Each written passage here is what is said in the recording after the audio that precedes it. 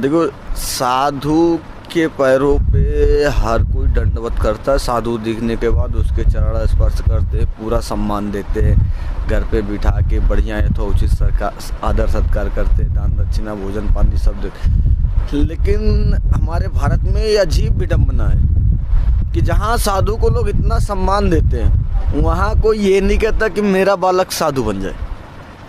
जो आप साधु को इतना सम्मान देते हो, तो फिर अपने बच्चे को साधु बनाने में आपको क्या कष्ट है। मैं लगभग 2017-16 की बात थी। मेरी जन्मभूमि अयोध्या के पास में पड़ती है, तो वैसे भी मेरा संत समागम में बार बार बैठक होती रहती थी, संतों से जुड़ाव था।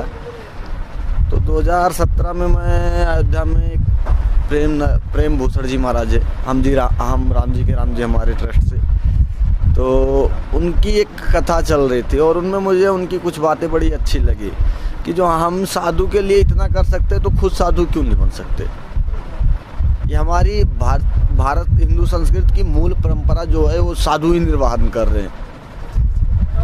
अगर जो कोई साधु नहीं बन रहा तो फिर वो परंपराएं तो हमारी कमज़ोर होती जाएंगी।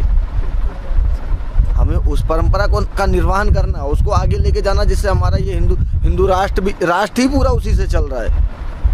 हालांकि आज कहीं ना कहीं पाश्चात्य सभ्यता ने हमारे हिंदू राष्ट्र पे कब्जा किया है, तो उसका भी एक रीज़न है कि हम जब अपनी सभ्यता को भूल के अपने बच्चे को उस संस्कार से ही नहीं ले जा रहे, तो वो आएगा कहाँ से? कहीं तो जाएगा वो, कहीं ना कहीं दूसरा उसमें कुछ नहीं आएगा, क्योंकि खाली तो कोई चीज़ रह नहीं सकता।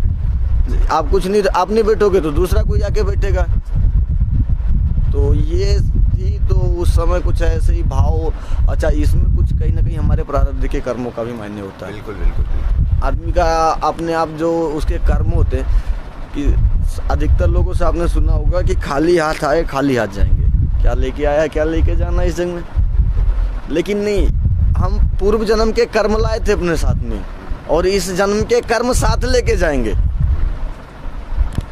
इस बातों पे आदमी गौर नहीं करता। वो तो यही कह दिया भाई खाली आता है, खाली हाथ जाना है, क्या करना है, यहीं खा पी के आनंद ले लो, पैसा कमा लो, बढ़िया घर बना लो, गाड़ी ले लो, और तो जाना तो सब मरना ही एक दिन सबको। जब मरना है, मरने के साथ साथ हमारा कर्म भी हमारे साथ ही जाना है। उस चीज़ों पे विशेष 84 लाख योनियाँ, जैसे भी बाबा जी बताए कि 84 लाख योनियों में हम भटकते हैं, और मनुष्य योनि में आके फिर जाके 84 लाख में भटकना, जेल होना। हाँ, 84 लाख योनियों से भटक के तो जरूर आता है जीवात्मा, लेकिन ये मनुष्य योनि जो होती है वो सिर्फ 84 लाख योनियों के पे ताला लगाने का एक मार्ग होता है। आना जाना बंद उन 84 लाख योनियों में, मतलब ताला लगाना मतलब आना जाना बंद, भटकना बंद। उसे एक भाषा में हमारे यहाँ कह देते हैं मोक्ष प्राप्त हो जाता है। जी जी। और शास्त्रों में जाओ आप कैवल्य प्राप्ति बता देते हैं। तो ये खाली मनुष्य योनि में ही संभव है। और योनियाँ तो भोग योनियाँ कही जाती हैं, लेकिन मनुष्य योनि कर्म योनि भी कही जाती है, साधन योनि भी कही जाती है। भोग योनि में इसका कहीं जिक्र नहीं होता। हम अपने स्वरूप को इस साधना क्रम में पहचानने की कोशिश करते। परमात्मा कौन होता है? परमात्मा कोई बता सकता है कि परमात्मा कौन है? परमात्मा वही है जिसको हम मान लें, वही परमात्मा। क्योंकि हर जीव आत्मा में तो परमात्मा आता है।